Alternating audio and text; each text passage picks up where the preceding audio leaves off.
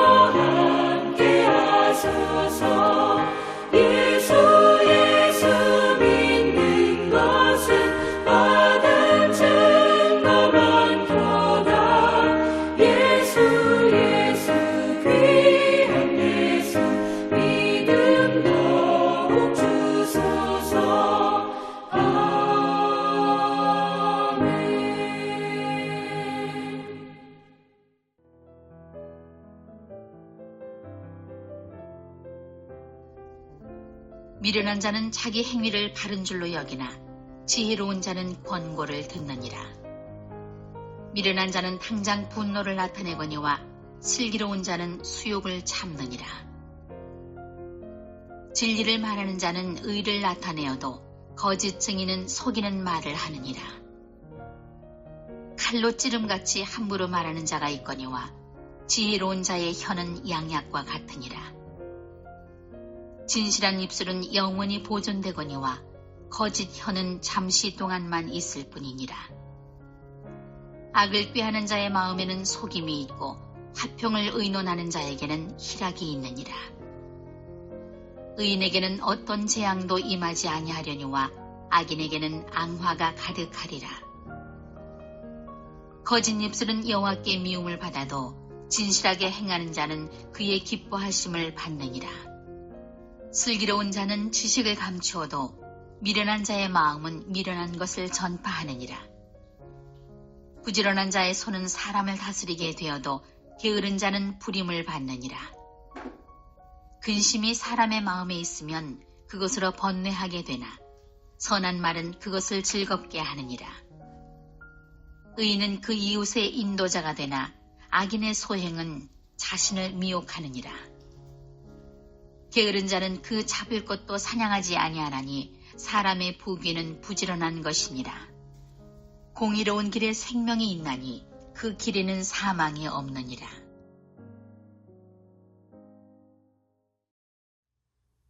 세상에서 사람이 지혜로운지 아니면 미련한지를 보는 기준 중에 하나가 바로 남의 말을 잘 듣느냐 안 듣느냐라고 할 수 있을 겁니다.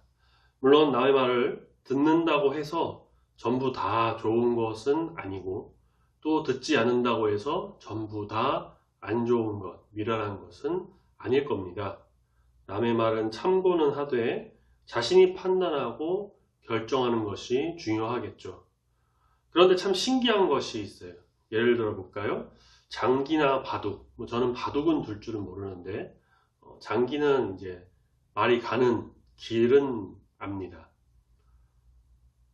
자신이 둘 때는 길이 보이지 않고 수도 보이지 않고 상대방을 이길 수 있을까 그렇게 고민을 하는데 옆에서 구경하면서 훈수를 두는 사람은 그 지고 있는 상황의 말에 대한 그 길이나 수를 아주 기가 막히게 찾아낸다는 거죠.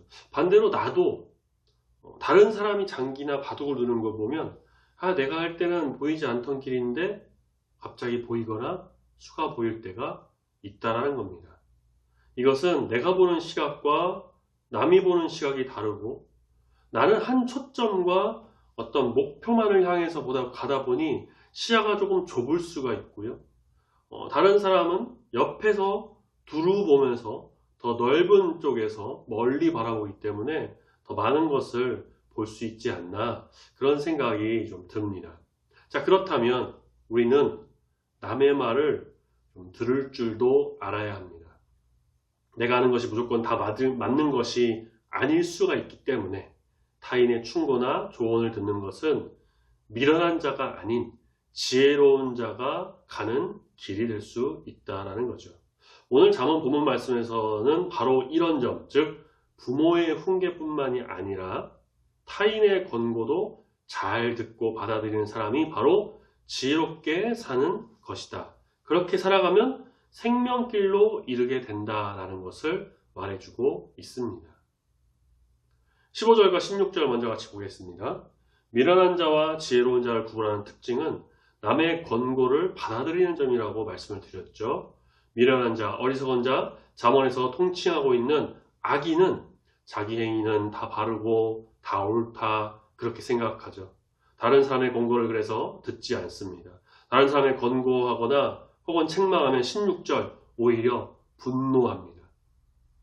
하지만 지혜자는 어떻습니까? 15절 권고를 잘 듣는데 그뿐만이 아니죠. 16절에 보면 그 권고를 통해 혹시라도 듣게 되는 수욕, 모욕감까지도 다 참는다라고 합니다.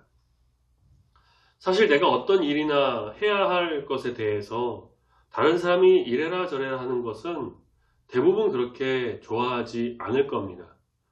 사람은 대체로 자기가 하고 싶은 것을 하고 자기가 원하는 방향을 그리고 그렇지 남이 해주는 것을 막 따라서 하려고 하진 않아요. 물론 상급자나 어떠한 더 능숙한 사람이 이제 알려주는 것은 할 수 있지만 말이죠.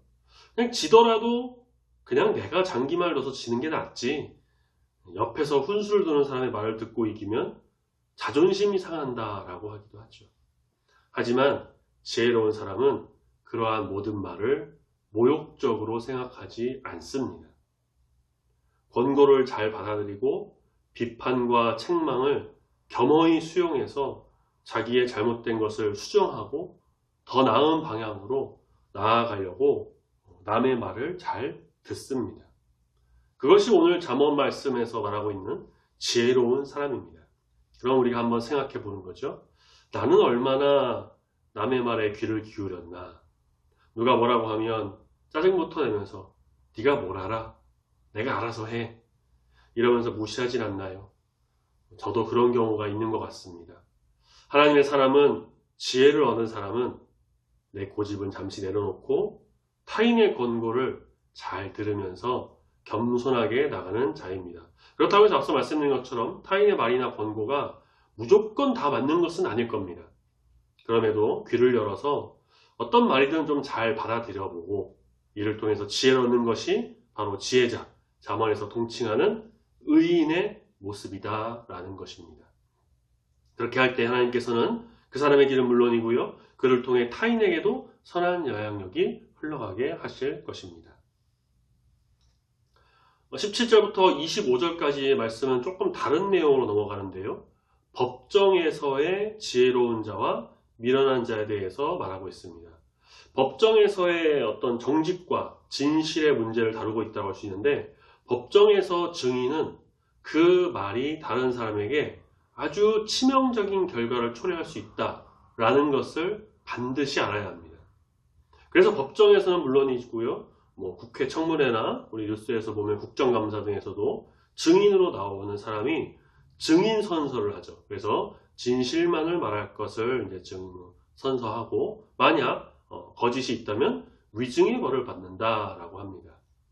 이 위증이 생각보다 처벌이 강한데요. 저도 찾아봤는데 위증은 5년 이하의 징역 또는 1,000만 원 이하의 벌금형에 처해진다라고 합니다. 어떤 사건이나 일에 대해서 중요한 증인으로 나온 사람이 거짓으로 누군가의 상황을 힘들게 하고 또는 문제를 잘못된 방향으로 이끈다. 그것은 심각한 결과를 초래하게 됩니다. 그렇기에 증인은 진실만을 말해야 합니다. 지혜자라고 한다면 법정에서 타인에게 피해가 가지 않도록 오직 진실하고 화평해야 합니다. 요즘 뉴스에서 법정이 많이 나오죠.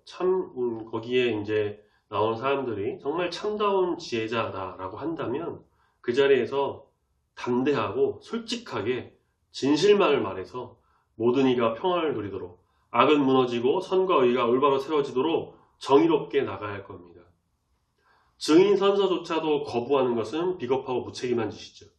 만약에 자기의 어떤 이익을 위해, 자기의 어떤 안위와 명예와 권력 때문에 혹은 누군가를 위해서 법정에서 진술을 거부하거나 거짓 증언한다면 다른 사람을 죽이게 하는 일이 될 수도 있을 겁니다.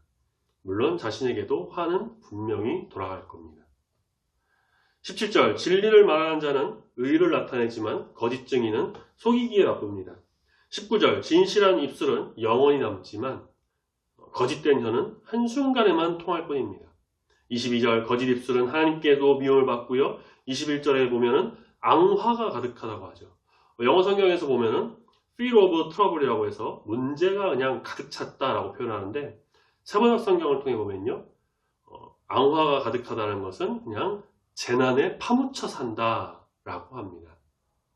의인은 어떤 해도 있지 않지만요, 악인은 늘 재난과 어려움이 닥쳐온다라는 말씀이라고 볼 수 있습니다. 거짓 증인으로 나서는 자가 바로 그런 악인이고, 그러므로 지혜자는 법정에서 남에 대한 증언도 언제나 진실되게 말해야 합니다.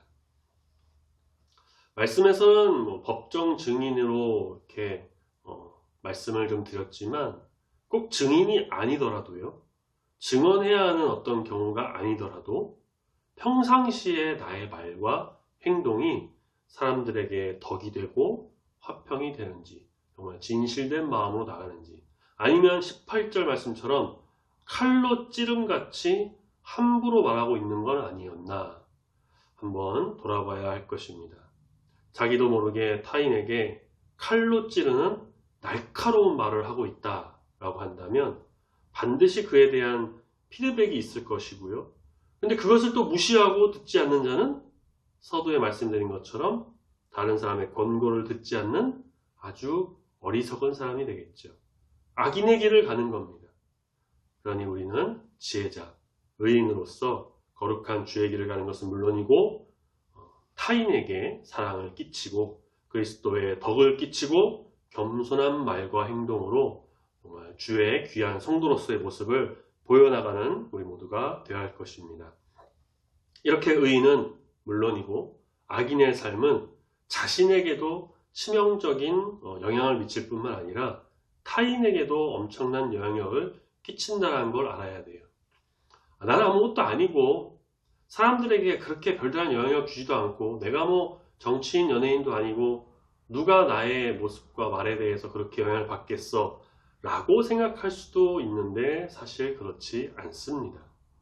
가까운 가족을 비롯해서 친구, 직장 동료, 주변에 나에게 있는 사람들이 내 어떤 생각보다 훨씬 큰 영향을 얻게 되죠. 26절 의인의 삶, 지혜자의 삶은 이웃에게 인도자가 되지만 악인과 미련한 자의 소행은 자신과 이웃을 함께 망하게 합니다. 혼자 망하면 좋지만 차라리 그러면 나은데 이웃 사람에게도 망하게 한다는 거죠. 그리고 28절 이 모든 길의 끝에는 결국 생명과 사망으로 나뉩니다. 하나님을 경외하며 지혜자의 길을 따라 타인의 권고를 잘 듣고 정의롭고 공의로운 길을 가는 자는 생명을 얻을 것이고 반면 하나님을 경외하지도 않고 그분의 말씀을 따르지도 않으면서 다른 사람의 말까지도 무시하고 그런 아집과 교만으로 나가는 악인의 길은 결국 사망에 이르게 됩니다. 우리는 하나님의 자녀입니다. 하나님의 사람이고 성도이며 그리스도의 십자가를 바라보며 그 길을 따라가는 참된 그리스도인입니다. 또한 장언의 말씀처럼 의인이고 지혜자입니다. 거룩한 주의 뜻을 따라 순종하며 나가는 자가 되어 이 땅 가운데 빛과 소금이 되는 우리 모든 성도님이 되시기를 소망합니다. 타인의 말은 잘 귀담아 듣고 그러한 권고를 통해서 나를 발전시키는 자가 되어야 합니다. 어떤 상황 속에서도 타인에게 찌르는 칼과 같은 말이 아니라 사랑과 은혜가 넘치는 말, 부드러운 주의 향기를 흘려가도록 하는 그런 아름다운 성도가 되어야 합니다. 정의롭고 공의롭게 진실만을 말함으로써 타인을 살리는 것은 물론이고요.